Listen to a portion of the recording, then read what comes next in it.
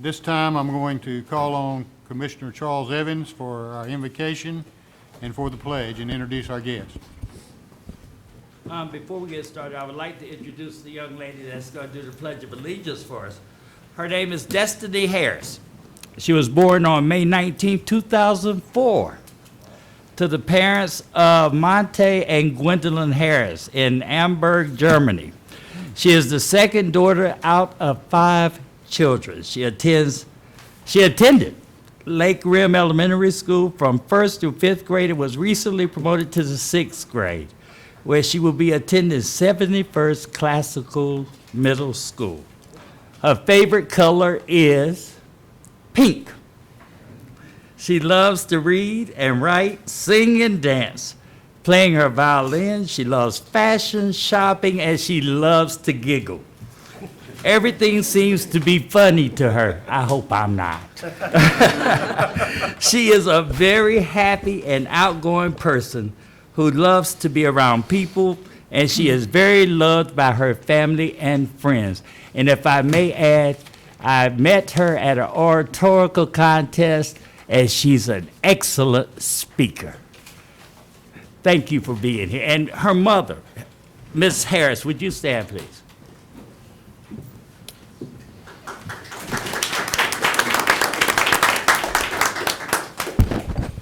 Will you bow your heads with me, please? Dear Lord, our Heavenly Father, first of all, I would like to say thank you.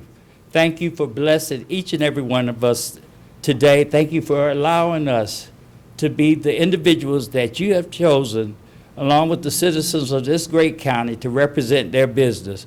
Help us to understand and to do thy will as we handle the business of the people and do it in a manner that's pleasant in your sight. In Jesus' name we pray. Amen. Amen.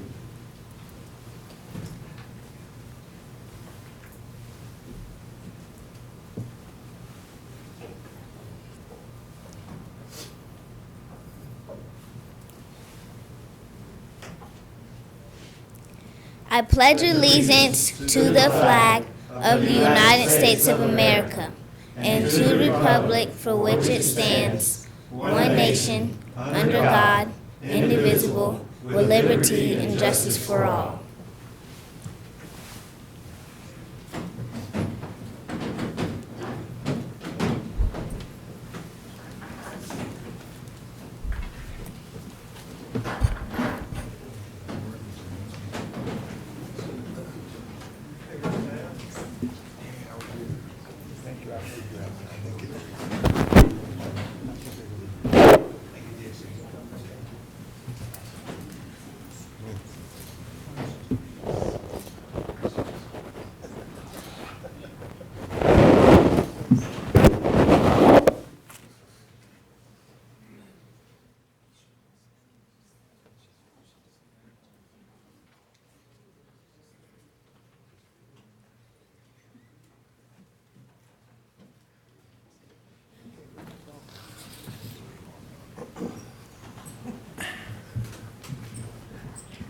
If y'all will bear with us for just a moment, we're going to have a little rehearsal practice here. We have a new set of lights that are on our podium, and we're hoping that it's going to help the chairman. For years, we've been looking at both ways and trying to recognize people in the order in which they are trying to speak. The commissioners will look at the button that's on to the right of their microphone. If you press that, I can recognize you up here. So if you want to try that right now, that's fine. And if you want to change your mind and match it again, it'll go off. Other than that, I will try to write down the names and recognize people in the order in which they wish to speak on an issue. It's difficult for the chairman, the way our arrangement is here, to look left and right without twisting your head off, and we don't always catch the person in the order in which they are wanting to be recognized. So we're hoping this will help. It'll take us a little while to get used to it, but bear with us.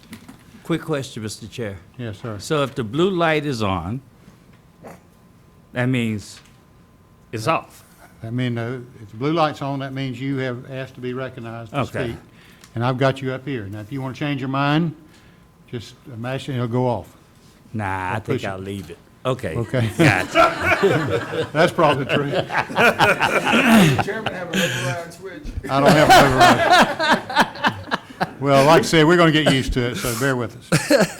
At this time, we have our public comment period, and I'll ask Ms. Cannon, our manager, to read the rules of the open comment period. Yes, sir, Mr. Chairman. Each speaker is allotted 3 minutes in the public comment period, and we ask that as each speaker comes forward to please state their name and their address. Thank you. Okay? Thank you. And you, by the way, have a timer that is on the podium, and I have one up here, so I'm watching you. Will you call the first speaker? We have one speaker, and I would call Miss Jackie Taylor. Ms. Taylor. Welcome. Hi, I'm Jackie Taylor, and I live at 1040 Old Vander Road in Fayetteville. Good evening, Commissioners. Good to see you all again. Tonight, I'm just here. I'm not looking to change your mind. I know there's a bill on the table tonight to possibly change the wording in whether or not citizens are allowed to open carry on Cumberland County property. The state of North Carolina is an open carry state. I can understand why guns are banned currently. Concealed carry is banned on Cumberland County property. However, as a law-abiding citizen, I don't feel that I should have to take my gun out of my purse when I come on Cumberland County property.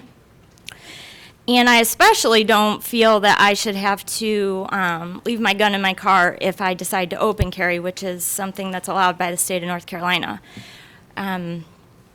Basically, when we change laws to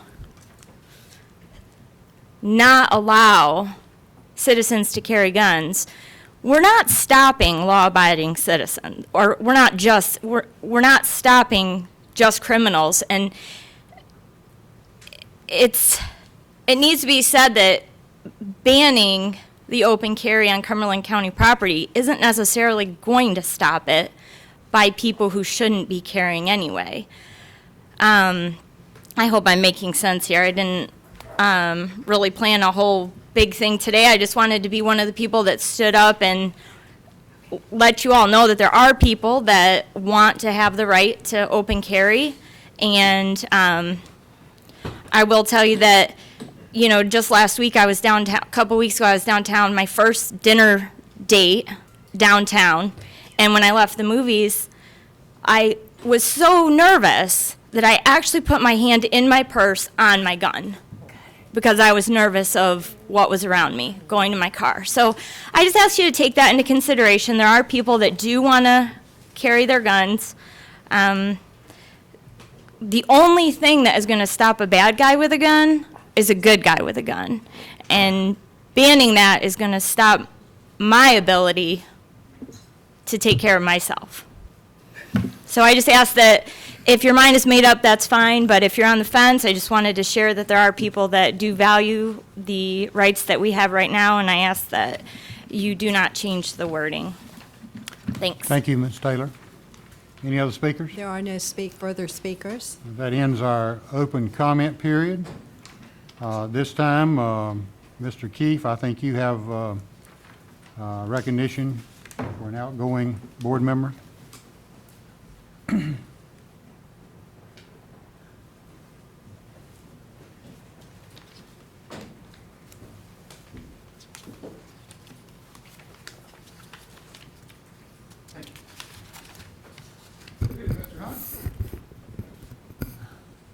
Mr. Raymond Hunt. You don't have a recognition. I'm going to take this time to acknowledge him and for the service he's done. Mr. Hunt was, he was on our local emergency planning committee, and not only with Mr. Hunt, but with everybody that's out here. Everybody, is part of a citizen of Cumberland County. It's all of our duties and responsibilities to get involved, whether you're here tonight to speak, whether you're here tonight to support.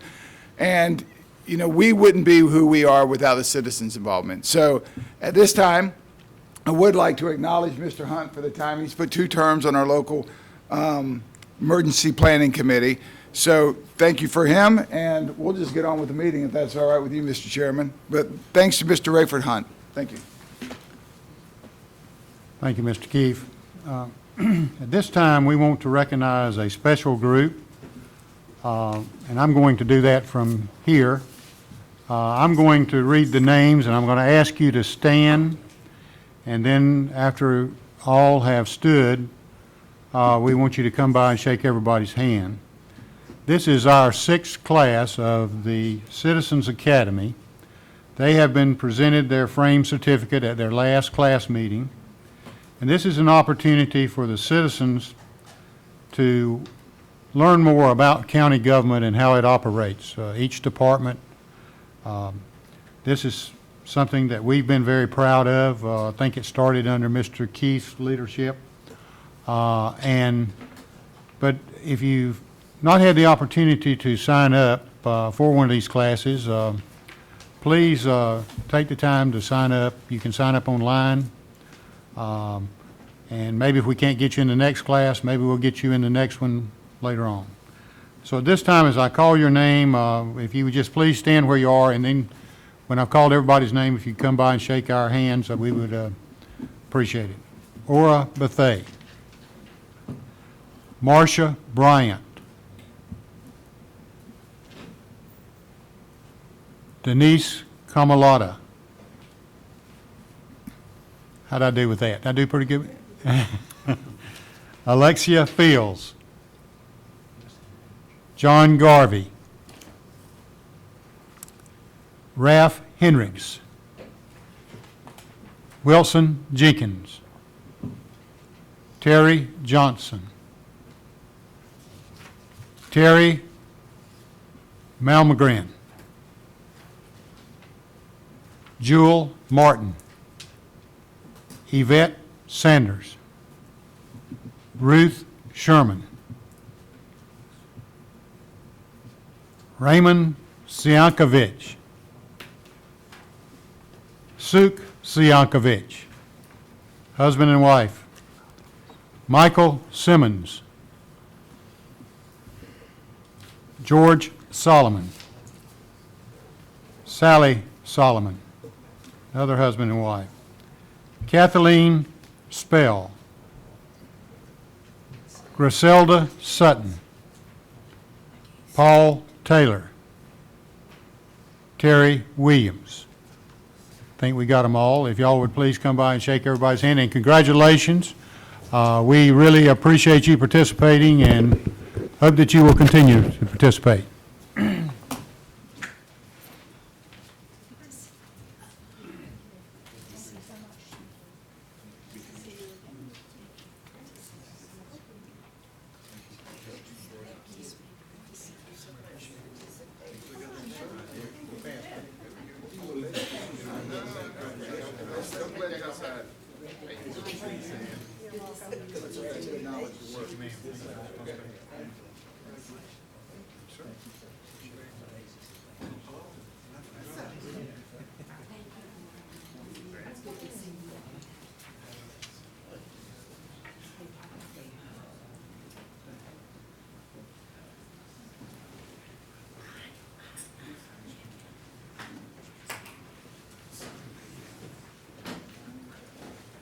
Ms. Cannon, is there any changes to the agenda? No, sir, no changes. All right, is there a motion to approve the agenda? Second. Been a motion and a second. Don't forget your lights. Nutrient, okay. All right, we got it now anyway. All right, is any discussion? That's your light, Ms. Council. You're not using them to vote. All right. All right, we've had a motion and a second. Any further discussion? All in favor? Unanimous. All right. Ms. Cannon? Yes, sir. Item 2? Item number 2 is a presentation by Dr. King from Fayetteville Technical Community College. He's going to give us a progress report on the Collision Repair and Refinishing Technology Center.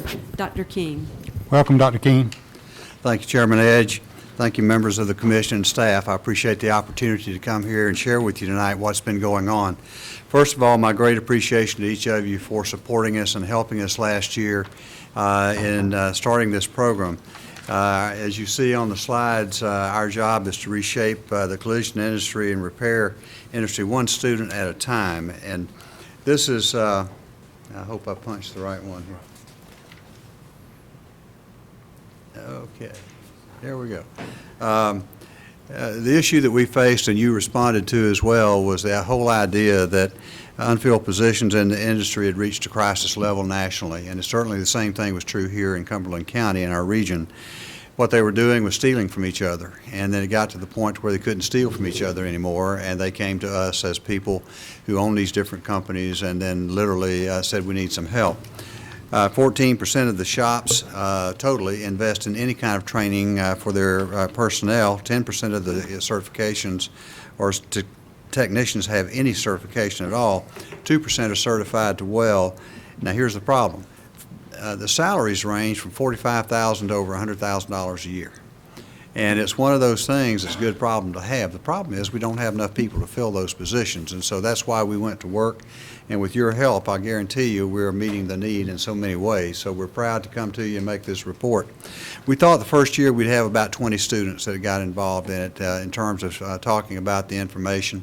We, as you know, before we even had a classroom to do any work in, we started our courses, and so we had about 20 students in that program. We've added subsequently 4 different categories. We call them teams that we work with. And they literally learn everything as a team, just as they do in a work environment, and they are dependent on each other. They work well with each other. They make up for each other's weaknesses and perform exceptionally well in learning this process. We have new students that currently is 15 registered for the fall, but the truth is it's early. And so we will have the ones that are continuing on, but by the same token, we'll have additional ones coming in. And I think what I'm going to share with you later on is something that's going to be exciting to you. We have an 87% retention rate for the CRRT students. And what that means is that we're dead serious about it. When we go in and say we're going to teach you some things, we want you to learn those things really. And we measure you in that arena. And so quite frankly, it's a situation in which with that measurement, some decided they didn't want to invest the time and effort. And yet others, as you will see, are doing it, and they've got bright futures awaiting for them. 45% of the students that we have are military. It was a little higher than that earlier, but life circumstances take over, and some of them had to drop. But the point being, 45% are military. We're proud of that. Everybody we talk to, they come into us and they tell us that is a target market that they are so interested in pursuing. Thus far, we've had over 80 professional certifications have been awarded to our students thus far. That means that those are, if they were to leave there today, they could go out and get a job that's going to pay a decent wage and help them as they are already have already earned those. One of those being aluminum welding. A lot of them had gone ahead and done that. That's a highly sought skill, and it's one that is having a great deal of opportunity for our students. 67.4% of the available students have been placed in jobs in the industry already through apprenticeships and internships, and this is just after the first year. Remember, we came to you last year and we said, can you help us? And you did. We opened that door to the facility that we have out there, and I showed you on the first slide. We opened that door in February. So this is remarkable progress in a short period of time. It's 6 months later, about 6 months later. And quite frankly, it's one of those things, and we have new companies, we have large companies, smaller companies coming into us every single day wanting to know what we're doing and what can we do to help them. So I think that's a great thing, a grand thing for us to do. National General Insurance used to be GMAC. Many of us have financed our cars through them in the past. They're now called National General Insurance. They have come to us earlier in the year, wanted us to provide training for all of their 500 adjusters at Fayetteville Technical Community College. Now, that says something. This is the largest finance company that I'm aware of in the country. And if we do a good job on that, we're going to have an opportunity to do more of that kind of thing for them and others as it continues on. Baker Collision Services hired 6 of our CRRT students for a 10-week paid internship in Columbia, South Carolina, and they put them up in corporate housing. That's a paid internship, and they are literally using them as teams to go in there and learn more about what they're doing. Now, my hope is they come back to Cumberland County, and I know they will, because they've not finished yet. We're not going to give them their certificates till they finish. But the point being is that it really says a lot for an out-of-state company to come like that, very notable company, and come to us and want to provide that service. Caliber Collision has hired 6 of our students. They provided tools for the students, and the students can keep those if they'll agree to stay with the company for 18 months. We're negotiating with them to outsource all of their training to us, including the assistance with our next building process. I'm still holding Paul Gage and Dr. Brand accountable for $1,200 a year. There's no way the current facility could handle $1,200 a year, but Caliber has agreed to help us with building and expanding if it gets to that point, when it gets to that point. Now, Caliber is one of the largest, I think it's now the largest operator of its type nationwide, which means as people are coming out of Fort Bragg, they have an opportunity to train and educate themselves and go to work wherever they may want to go. We can't locate it just in Cumberland County, but I think the beauty of it is we have the ability to provide them the opportunity that if they come here and train and educate themselves, then regardless of where home is, if that's their desire to go home, then they can carry that skill with them to wherever they go. The Honda America, well, I'm just really going along pretty fast here. My apologies to you. Honda America is another one that's talking with us about assisting them in developing all of their collision training programs for schools across the country. And so we're not going to do that for free. But the point being, if we can do these things and help it, and I want to get more engaged with Honda America and those folks. There's one I cannot tell you about right now, but it's one of the big, actually 2 of the big car companies in the United States are working with us to expand this into some of the other areas. They like what we're doing here in Cumberland County so much that they're coming back to us and asking for help. Our local car dealers are involved in that process. Fort Bragg is involved to some degree in one of them, and that will come to fruition later this year. The following companies are talking with FTCC about creating online universities for them. That is Barber Trucking. No one repairs these big trucks when they have an accident. They've told us that we need some help in that arena. So that is another entirely different market segment we have an opportunity to do, and they start out when they're really good at what they do, from what I'm told, at about $100,000 a year, $90,000 to $100,000 a year. So it's heavy work, it's hard work and so forth, but it really means some good things. Others, Seidner's Collision, Mile One Automotive, the Penske Group, the largest automotive company in the country, Caliber Collision, Baker Automotive, and then I mentioned to you about National General. So those are just an example of some of the companies that are coming to us to work with us, in addition to all of our local companies that have hired some. For example, Reed Lowyer hired 3 of our internships or students for an apprenticeship this summer. Others that are in that category as well, 2 to 1 to 3 to here and there.